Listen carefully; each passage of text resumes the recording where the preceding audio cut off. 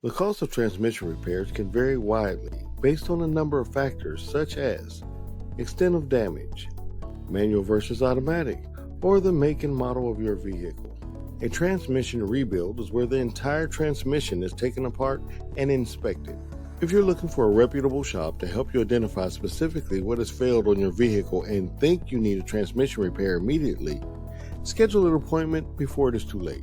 A transmission replacement means that you are replacing your entire transmission. Sometimes this option is called having your transmission remanufactured. When repairing a transmission, you are replacing the bare minimum amount of parts to bring your transmission back into working order.